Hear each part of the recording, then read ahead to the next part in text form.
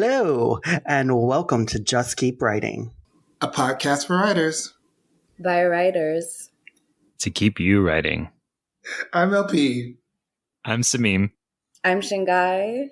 And I'm Wil. And on today's episode, we have Shingai is going to be in the hot seat because we're interviewing her and Arley, who are co-editors on the newly relaunched fantasy magazine. So we're very excited to talk to you both. Yeah, little clap. That'll be loud. Arley is not new to the podcast. Arley, you were actually on a while ago on episode 109. And since then, some things have changed. Like you are now an agent as well. Do you just want to update everyone on what you've been working on? Oh boy. Yeah, I'm an agent. I have 6 clients trying to find more. I just sold a novella and an IP project and an option book for one of my clients. So a lot of things in the works. Working on a lot of edits for current clients and reading a lot. So it's very exciting. That's awesome. So I want to really kind of drill down with you and Shingai, why fantasy and why now? When you say why fantasy, you mean why fantasy magazine, right? Yeah, why fantasy magazine? What made you want to bring it back now? And then also, you and Shingai are teaming up. I don't know if you know, but Shingai is fucking awesome. Anyways, I'll cede the floor to Shingai. Oh. I mean, fantasy is also fucking awesome. So that's why fantasy. And yeah, there's a whole story about it in the interview that will be published on fantasy, on Psychopomp's page. I am really excited to be working with Arley. I think we can do good work. And we have someone who's willing to back up the work that we're doing financially. And fantasy also already has a big group of people who are invested in its success from the readership side. So I think it makes sense in a lot of ways. Yeah, every time Shingai and I work on something together for this project, for example, we just did the interview they were talking about. When I read Shingai's responses, I'm so inspired and blown away and happy to be working with them. And I feel lucky and blessed. Yeah, when Fantasy closed, we had some people email who wanted to keep it open. One person wanted to buy it.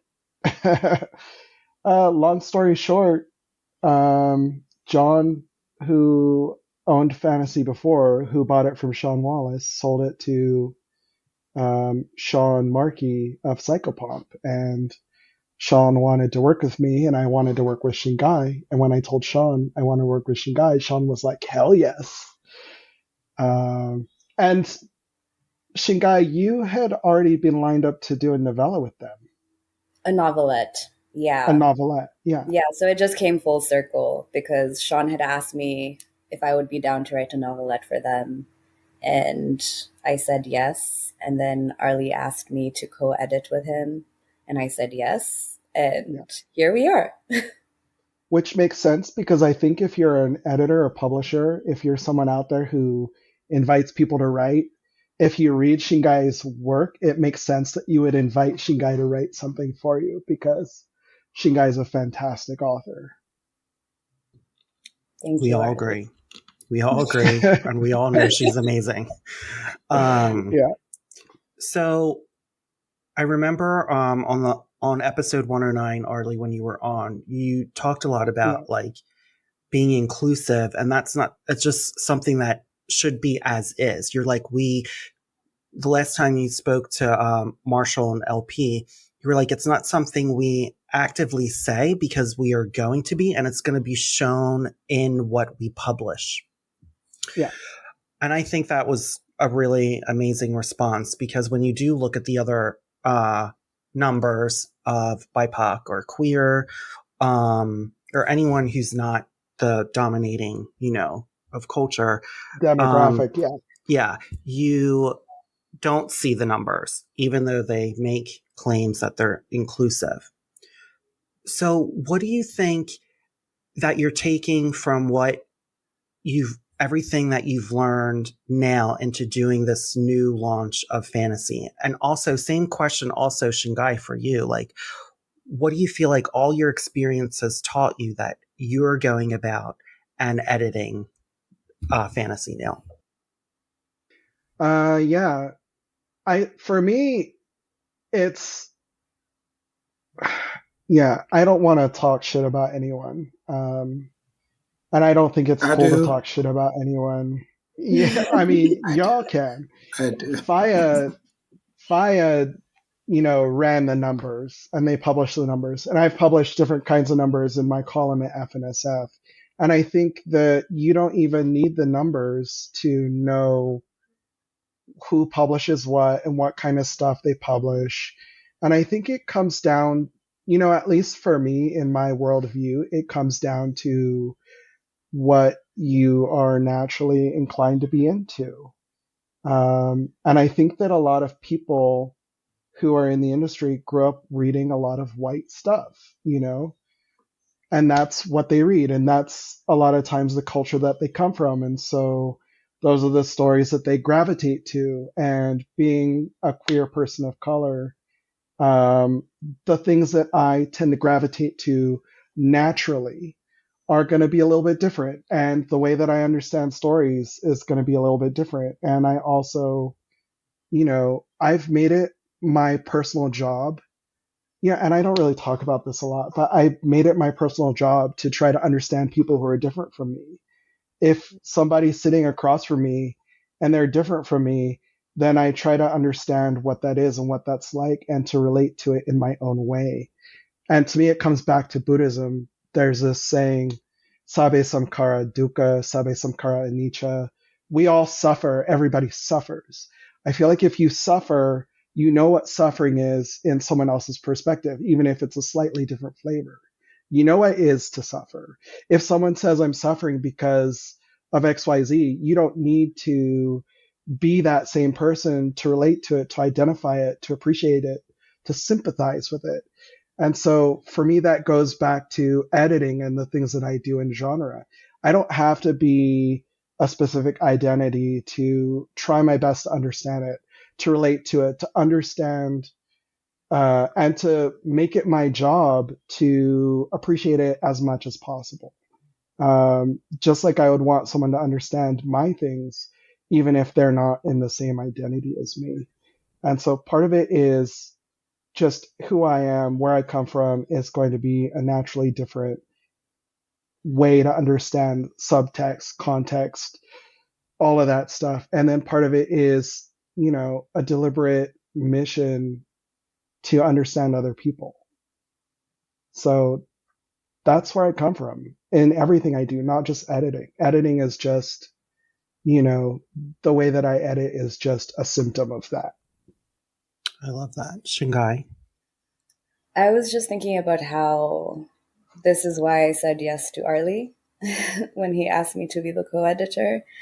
Because since we first met, I have seen and witnessed firsthand such a deep kindness inside of Arley as a person. And yeah, I'm just grateful. I'm grateful to have gotten to be published by Arley in the first iteration of Fantasy, and then also to have met you at the Nebulas in person for the first time. And I remember we had dinner and I was like, I love you. And you were like, I love you. And now to be working together and just to witness firsthand how deeply it impacts you to publish these stories for people whose voices might not get heard, or who may not have the space to tell the stories that they want to tell. And I think for me coming into this, my experience, one with being an immigrant from Kenya, like I moved to the States in 2019, and a semester after I began here, because I came here for school, the pandemic began. And then we had the whole very visible Black death on the streets because of state violence. And that caused different realizations to occur in different industries. And publishing was one of the industries where that happened. And then we had Publishing Paid Me, which is a conversation that we've had slightly. And there was just like a lot more awareness about the ways that Black, Brown, Indigenous writers weren't getting as much space in the publishing realm. And I immediately came to that with Voodoonauts.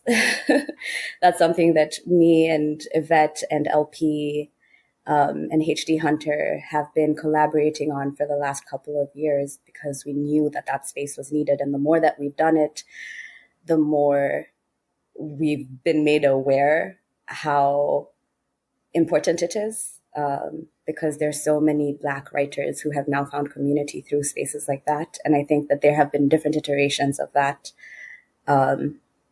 since I've been involved in the publishing scene, which I would say for me is like the last 5 years.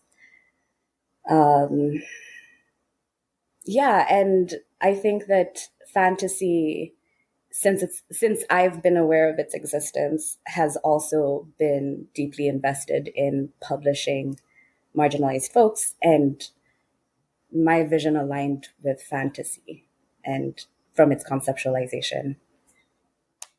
Yeah. So that's a And very long, wordy answer. it's a wonderful answer.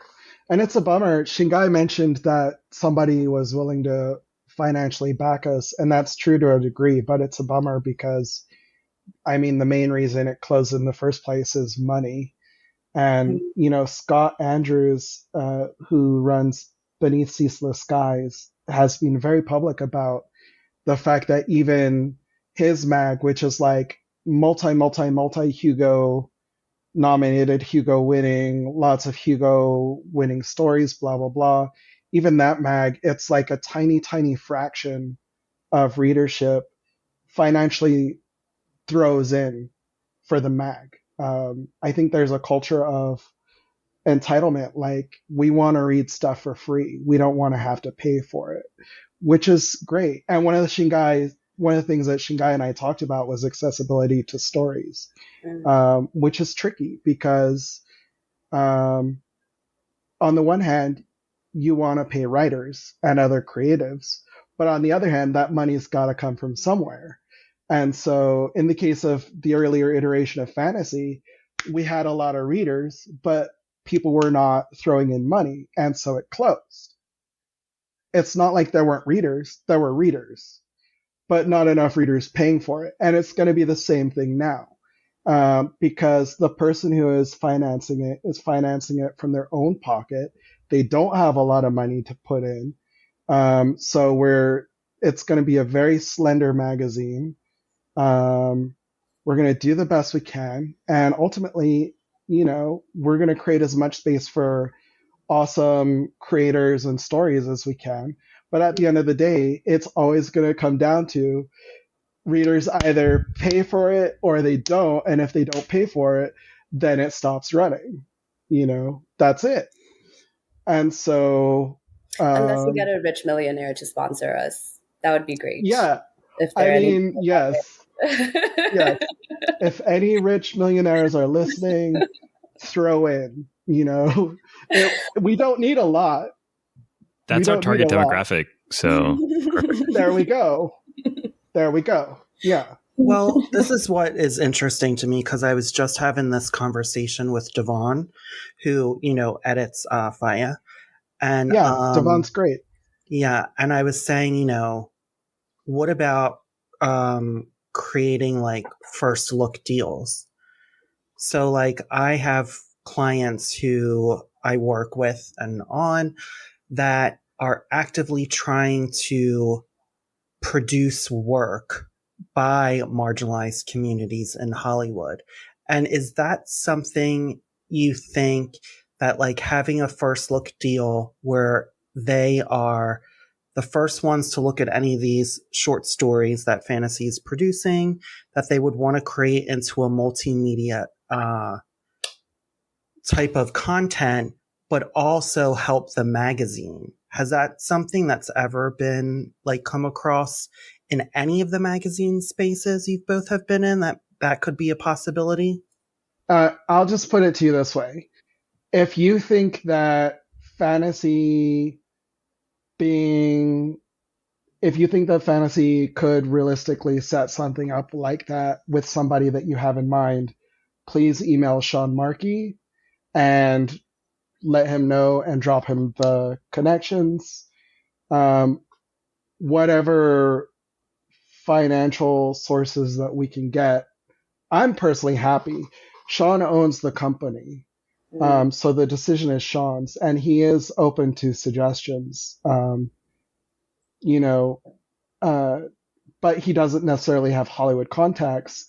And while a first look deal sounds great, we're also not positioned to shop around fantasy in Hollywood per se, especially not given that it could be a gigantic waste of time, and we don't have those contacts.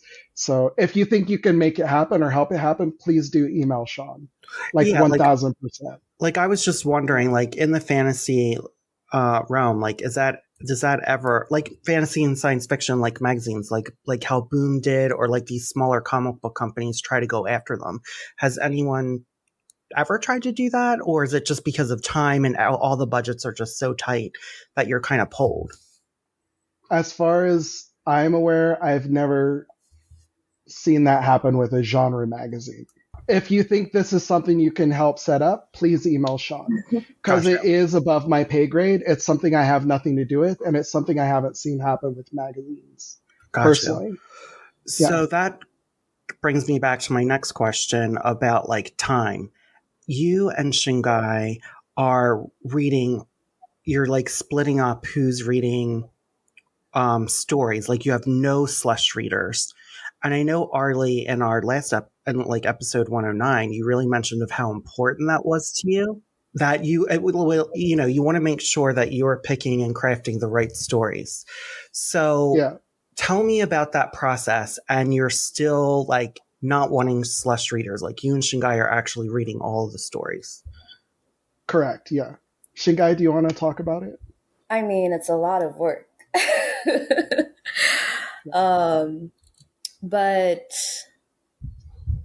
yeah, it's interesting because like when Arley and I first talked about it, I know that what was most important was making sure that the bias doesn't interfere with having as many diverse stories as possible.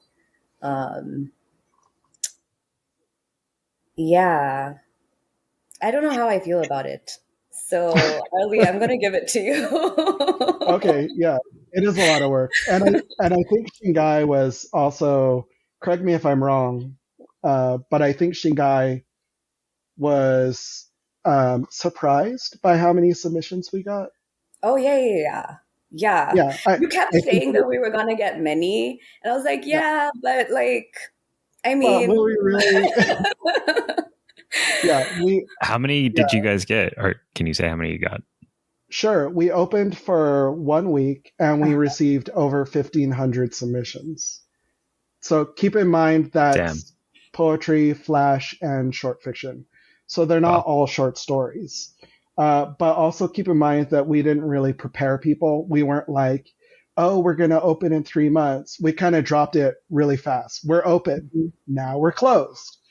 So it was like, people were like, yes, we want that 10 cents a word. We want it right now. So 1,500 submissions, it's a lot. And the poetry submissions are like up to 6 poems, I think. Yeah, 5 or 6. Yeah. That's true. That's a good point. Yeah. And so holding space for people sometimes means that you're not tearing through submissions, really. You're not always going to tear through submissions. So it takes time to read through them. It takes a lot of work. It takes a lot of focus. But at the same time, I just don't want, there are so many stories that I publish at Fantasy that I absolutely think were important. For example, that I 100% believe if we had used slush readers, there's a chance that the slush reader would have axed it. And if your slush readers aren't axing stories, then why do you have slush readers? So I feel very nervous about what I will miss out on if it's not my own eyes. Even with Shingai in there, we have autonomy. I'm going to buy what I'm going to buy. I'm going to reject what I'm going to reject. Shingai's going to buy what they're going to buy. They're going to reject what they're going to reject. There's still going to be a difference in taste. There's going to be the possibility that Shingai says no to a story that maybe I would love. But the other side of it is that when you have 1,500 submissions, and a lot of them are quite high quality, a lot of them are quite good, quite interesting, even if you're buying a bunch, there's still going to be a bunch that you have to say no to that you love, or that you think are really strong. So yeah, I mean, I would rather know that Shingai might say no to something that I would like than that, a batch of slush readers will, especially given that even people of color who come up in this literary environment can have a white leaning reader bias or a hetero leaning or transphobic leaning reader bias. And, I'm not confident that I can train someone, teach someone, or even detect that kind of stuff in slush reading. I just trust myself. And how has it been like juggling your other careers while launching Fantasy? A lot of multitasking. I mean, Fantasy does take up a lot of time and energy, but it's also work that I really care about and I'm invested in. So there's another quote, which is in the interview that we did with LP, by Toni Morrison, which I love, and I may not say it exactly because memory, but she says freedom is choosing your responsibilities. It's not having any responsibilities. It's choosing the ones that you want. And I think about Fantasy as a responsibility that I've chosen. And I'm just gonna do what I can, and that's all I can do. Yeah. And I feel like it's a really tricky time for you because you're in this moment of a lot of transitions, a lot of movement, a lot of changes too. Yeah, I mean, the world is chaotic as fuck right now in general. So it's hard to think about anything as stable. And I'm also hoping that the work that I'm choosing and the responsibilities that I'm choosing are feeding into the other responsibilities that I have. So it's not that I'm doing things that are completely different from each other. All of them are in conversation. I'm hoping that my editing work will be in conversation with my writing, which is in conversation with my teaching, which is in conversation with the land justice work that is my day job. Yeah. So, and if it gets to a point where it doesn't feel aligned, I feel confident enough in myself to leave or to make the decision to let go when that is needed. Yeah. But where I am right now, I feel excited about the work as much as I can also acknowledge that it is a lot of work. Mm-hmm. It's a lot Yeah. of work. And this is like basically a brand new team. Like Sean and Elise have worked together before, so they're not a new team, but I'm a new team with them. Shingai hasn't worked with them in this capacity before. Shingai and I haven't worked together in this capacity before. So even though everyone is really great, everyone is awesome, there's a lot of just conversations that happen when you're new. There's a lot of figuring stuff out that happens when you're new. And that takes up a lot of time and energy as well, more than just being in a routine. And, like my day job at Locus, I know what I'm going to do every day, blah, blah, blah. I know how to communicate with people there, et cetera, et cetera. Yeah. And there's stuff there about it also being a new project. And when it's new, you like want to, it's a baby. Like you just want to make sure that it's alive. And then after that, you're like, cool. We know how to keep it alive. And I think it becomes easier and easier. Like I was telling Arley, with the editing itself, I'm learning how to be a little bit more direct and more brutal. And like in a year, I think that will come to me a little easier because of the work that we put in on the month-to-month basis and getting used to it and integrating it in your life. Yeah. Yeah. Even though some of the things we're doing are similar to what I did before with Christy, it's different enough and surprising enough that nothing is routine. Everything is like, oh, is it going to work this way this time? Like I even had a revelation about the way that I engage with Moksha that kind of changed the way that I slush to a degree. I won't go into it, but even on that level, even on the like, this is a thing that I've done before, and yet now I'm doing it slightly different. Even that is new. And so we're constantly learning, constantly in conversation with each other about stuff. And we're also making sure to honor each other. I think the four of us are making sure to honor each other and to make space for each other and to allow each other to learn and stretch and grow and figure out how to work together. I love that. I agree. Sameem or LP, do you want to jump in? Is there anything you wanted to ask? Yes, Sameem, you had the nerve to come on here and show your face. I haven't seen you in forever. I just came to hang out. But no, I do have a question. I guess if you could narrow, or if you could like choose one impact that this work that you get, because you're doing a lot of work, right? You're investing a lot of your time, a lot of your love, a lot of your labor into this. If you had to pick one thing impactful out of all that, what would that be? And is that something that's sort of motivating you through all this? That's a good question. Yeah. I have to answer this. I'm sorry. I'm going to jump into this. Go for it. There's this example that I use. I don't really say it publicly very often. I usually talk about it behind closed doors in very small groups. But there was this story that we published, and actually this has happened multiple times with fantasy.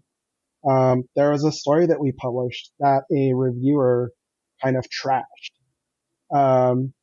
But that a bunch of people from a very marginalized group came onto social media and talked about how important it was that they saw that story and that they had never seen something like that, and that it just, it meant a lot to them. And so that's what it is to me, is like, those readers may probably have no clue that I'm the one who picked that story, and that's fine. It had an impact on their life. It had an impact on what they're doing, how they see themselves, how they position themselves in the world, whatever it is. And to me, that is the impact that I want to have. It's not about my name being out there so much as it is that these pieces, those stories, speaking to people in whatever way they're going to speak to people and doing something important in the world. That's an awesome answer. That's the answer I wanted secretly. I appreciate that. I have two separate questions. Well, Shingai hasn't responded yet, though. Oh, I thought that you were taking it over. I'm sorry. I didn't realize that you were going to go. Sorry, my bad. Well, I took it over for a moment. I don't want to take it over from Shingai completely, though. Yeah, I'm sorry, LP. Yeah. No, that's fair. that answer is absolutely on point. I also think that stories are world building, and I'm always thinking about building new worlds, and that means paying attention to the stories that are imagining different ways of being in the world. And I think this position allows me to do that and to platform those stories. So that's exciting. Yes. Also, Toni Morrison published so many Black women who would not have been published if she wasn't an editor. So I'm just going to say that, like, you know, there are things that exist in the world because certain marginalized people got access to the spaces where they could platform those stories. Yeah. I heard LP. Sorry, I got so excited talking over people. It's okay. So the Buddhism that I practiced, one of the things that I still use and still take away from that is like the idea that we can't control outcomes, but what we can always do is make it great causes. And so I'm going to ask you both this question, but in different ways. With Shingai, I'm going to ask what you're working on in your personal work outside of like things that have like external deadlines, external demands. Okay. And you, Arley, it feels to me like your career is about making great causes. And I'm curious if you have any outcomes coming toward you that you see that are manifesting. Arley, do you want to go first? No. Do you need me to go? I'll go first if you need me to go first. But... No, I can go first. Okay. Okay. The question is, what personal things that I'm working on that don't need external validation? That aren't for someone else. Correct. Ooh. Okay. That aren't for someone else.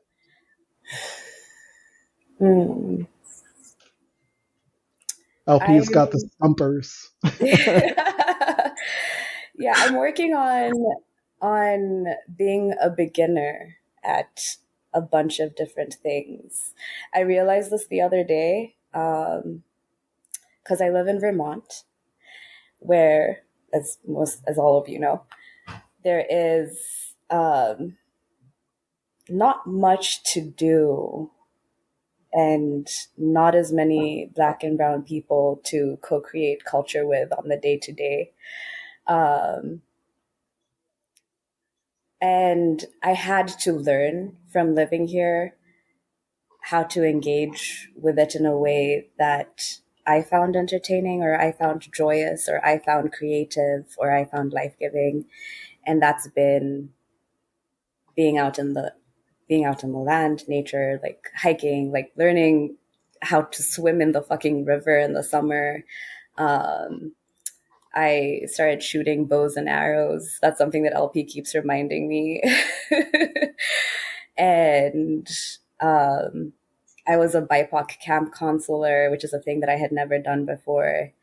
And I was taking a herbalism class, and I took a pottery class. And these things are they're accessible here. So that's pretty cool because there's lots of spaces being created to make these things accessible to Black and brown people in the state, because there is a consciousness and a awareness that Black and brown people here are the minority. So yeah, being a beginner at things, like even skiing over this winter has been a way to not hate the winter and not be sad all the time because I have no access to the sun. Learning how to play guitar. And all of these things are feeding my creative well in a way that benefits my writing. I truly believe that, because even when I have mini writer's blocks and I'm able to engage with another creative practice, it opens up my brain in a different way. This is something that Sameem and I were actually talking about the other day, thinking about going on walks and what that activates in your brain when you don't have access to like all of the information all of the time. Yeah, so these are things that are not for anyone else but myself. And I'm glad that I can do them. Are you writing anything that doesn't have a recipient? All the time. I'm working on 2 novels. I have a collection of short stories, but like no one has asked for this shit. It's just there That's not officially. Exactly. No one has officially. That's exactly what I asked you for. Love it. Did it have to be writing related? I couldn't talk about the other things. No, absolutely not. No, I said yes and. You can talk about all the things. You can talk about the children you don't have. Listen, there are many. And then Arley, I'm asking about the seeds you've sown, or the seeds that you've been sowing. If you're seeing any fruit born from all this work that you've been putting in. I always call you the hardest working man in science fiction and fantasy and horror. So what do you see coming that maybe we don't see? What have you seen change? I mean, a lot of authors that I haven't done a statistical analysis, but I've noticed that a lot of authors who we were the first sale or the first pro sale, a lot of them have really strong careers, including some of them have books coming out, which I think is really special. And I'm glad, every time I see that, I'm like, I told y'all, I told you, and I feel like we got the story because somebody slipped up and didn't recognize what they should have recognized, and we did. And now they're doing great. And so for me, that's one of the best things I see. Okay, I'm going to jump in real quick. I guess Shingai and Arley, when people are listening to this and they might be submitting for the first time, or they're scared to submit, or maybe they still haven't seen themselves in a story, but they're writing that story for them and they're almost there to be like, I'm going to submit. What would you say to them right now? Shingai, you go first. Submit the story. I feel like we hear this all the time, though. Like, don't self-reject. And we hear it all the time because it's important. And yeah, you don't know who your reader is going to be, but they're out there. Yeah. The thing that is messy and messed up about publishing is that there are far more writers out there than there are paid slots. Clarkesworld is only going to publish X amount of stories a year. Asimov's is only going to publish X amount of stories a year. It's brutal. That's just how it is. Most people are going to have to find the will to persist in this industry. And it feels shitty sometimes. So the first thing is, even though the rejection, the process feels shitty, you have to keep going. You have to try your best to not internalize it, to not let it mean something about you as a writer or as a person, as an individual. You're an awesome person. You are an awesome person. You have amazing things to say. You can't let that process mean anything. You have to find other ways to measure where you're at in your craft, to figure out if you're saying what you really want to say in the way that you really want to say it. And you have to just keep going. Like Shingai said, just send it in, but I'm going to add to that by saying keep sending it in, keep pushing, keep doing stuff, keep finding your communities, keep finding people who want to read your work. Keep reading people whose work you love. Keep going, even though it sucks sometimes, and find ways to deal with that part of it. Find the ways that work for you to deal with it, but keep going. I love that. That made me, can I add a little something to that? Yeah, go. It just reminded me of the Parable of the Sower group that we're facilitating. We just got to a scene. If anyone is a fan of this book, then you will know the scene. Where Lauren Olamina, who's the protagonist, speaks about perseverance. And it's like such an important part in the story because it's right after her father disappears. And that like sets the stage for everything else.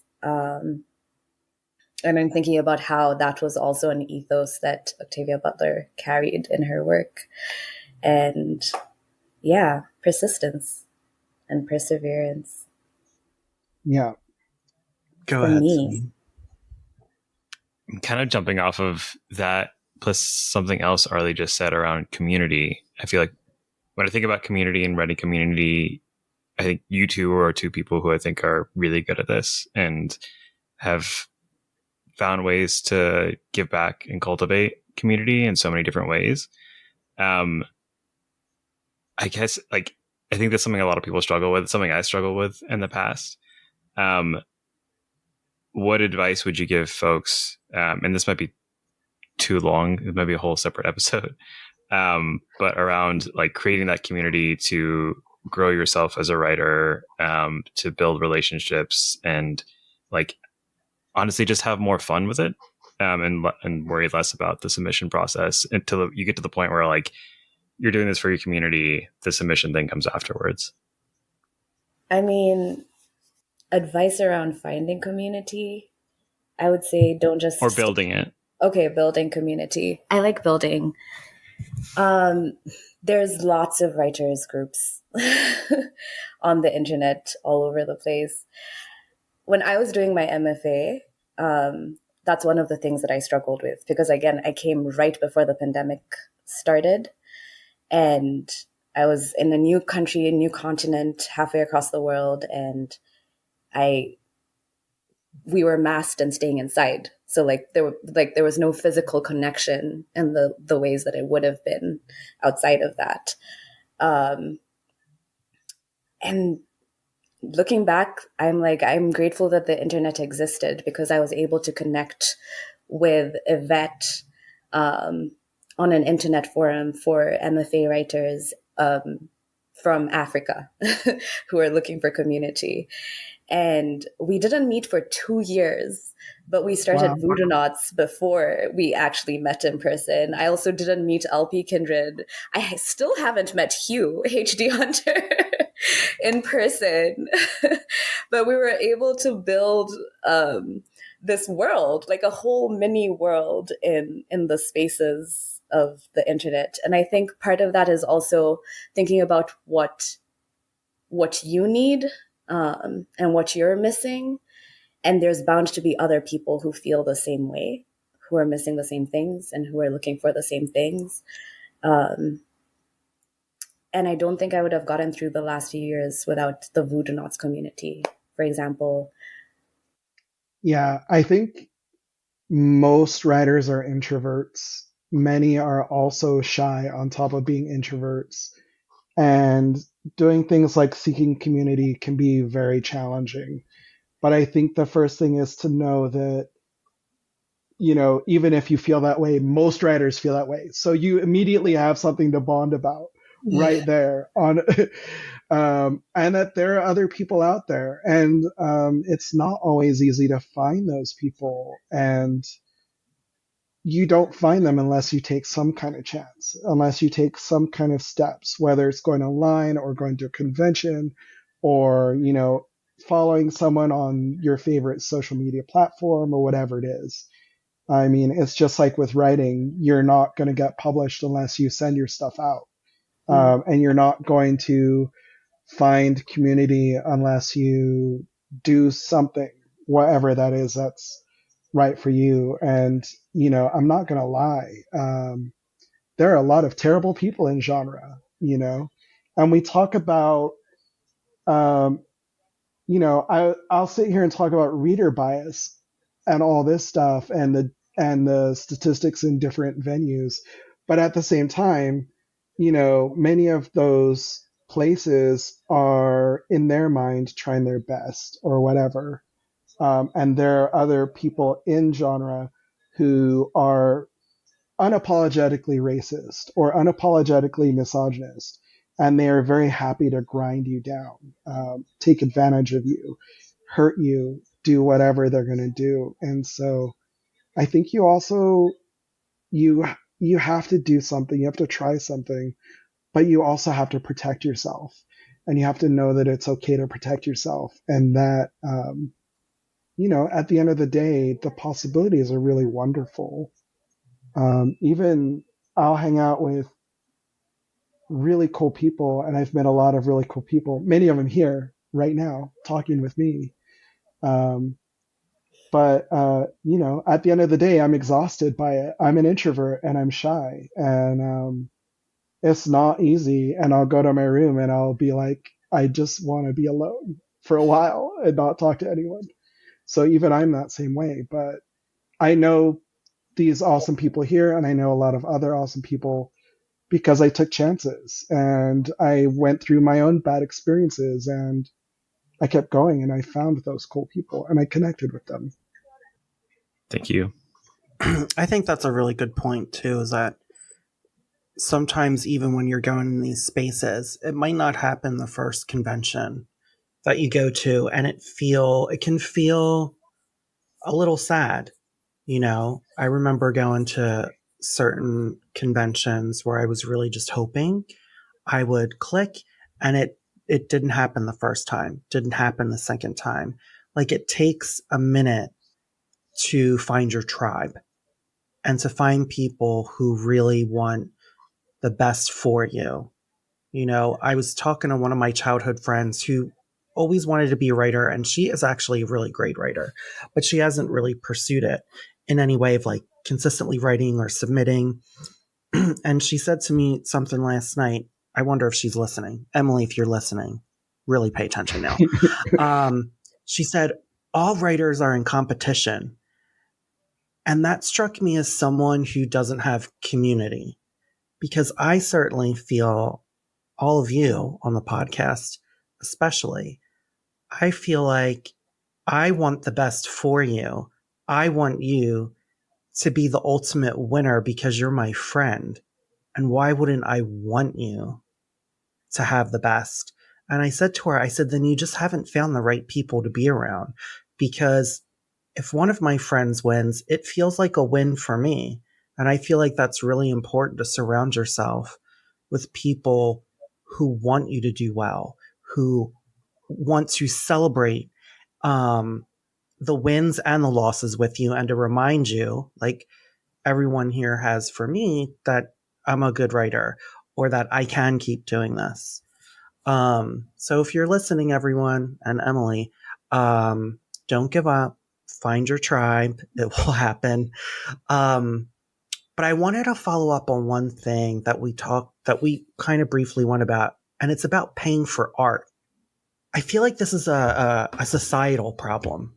You know, I hear it with a lot of like even musical artists who are like independent and who are like, I'm not getting paid for my money on Spotify. Like, it's like people want things for free, or they just don't see the value in art, but they still crave it so much. What do you think we can do, or what we need to do, to kind of show people supporting art is important? I know that's like a very big question. It's like a very big, like, what can we do? But I'm just wondering, like, has anyone thought about it? Is this for the guest or? I think it's for all of us, really. Like, you know, what can we do to really facilitate? There's a We have couple of really things. high expectations for this magazine. That's all Will is saying. Well, I've had so many thoughts.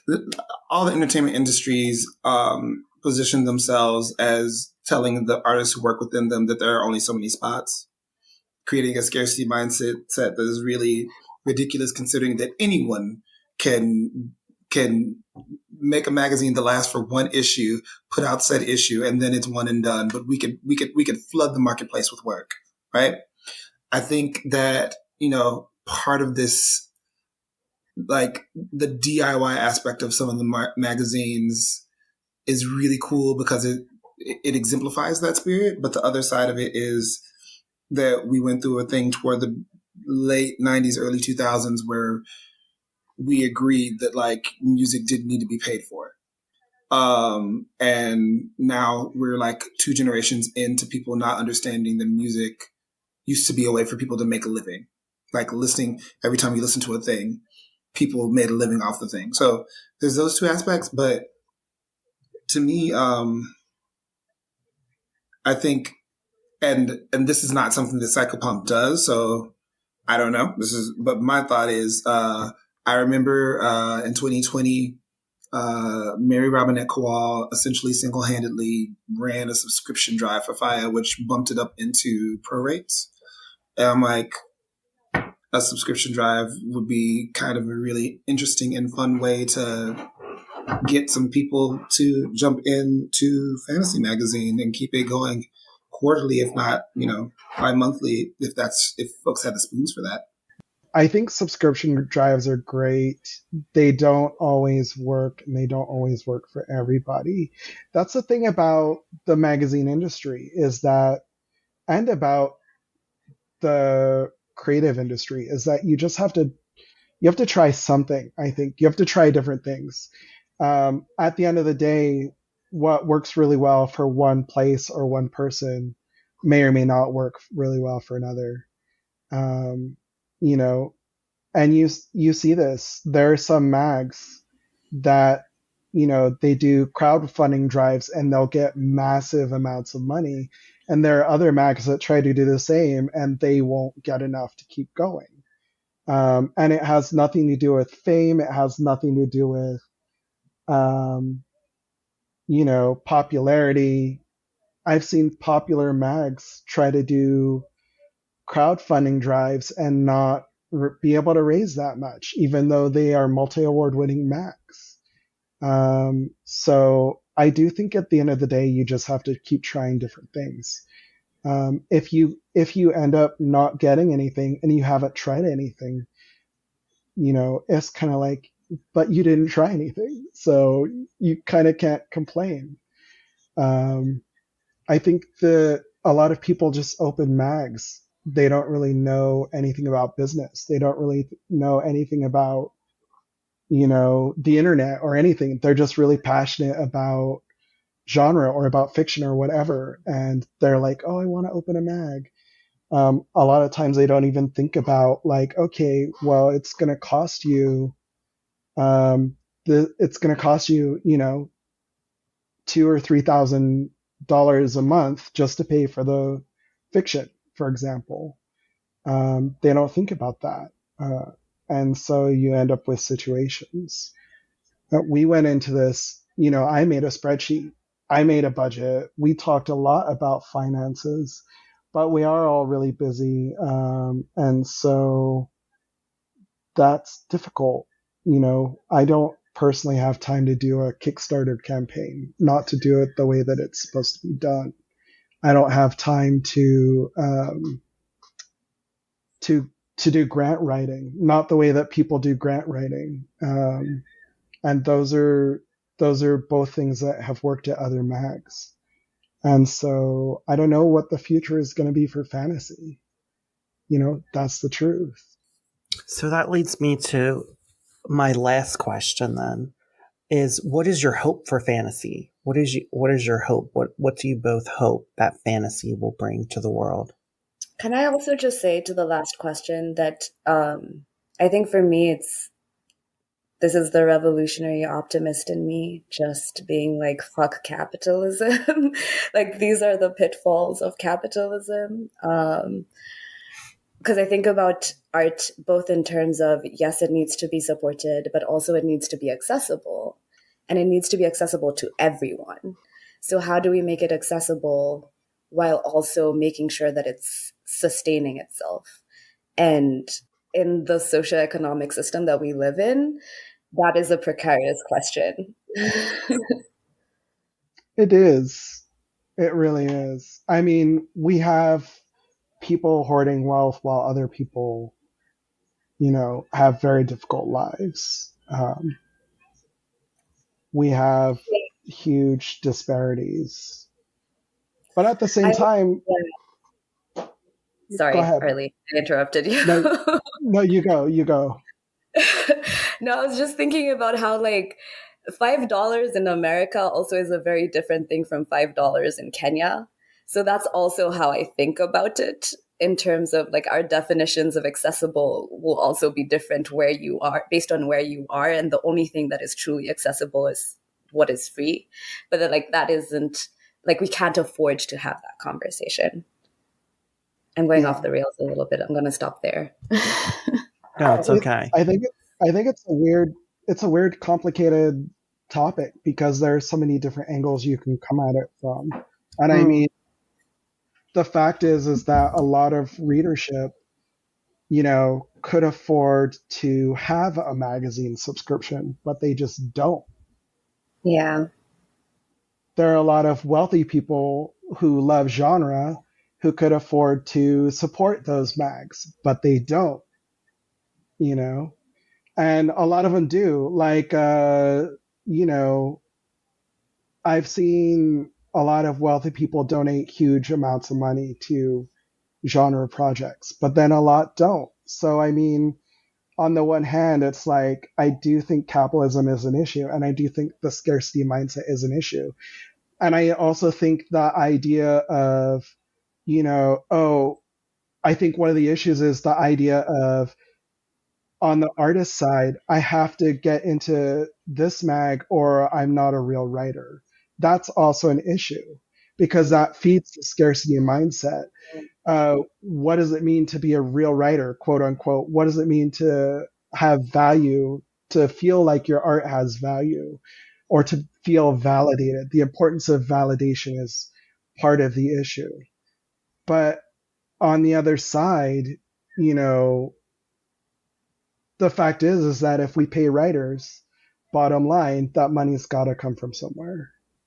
And if people who can afford to subscribe choose not to because they feel like, they don't want to, even though they want to read whatever they're reading, whether it's fantasy or another mag, there are so many great mags, Correo, Augur, etc., Faya.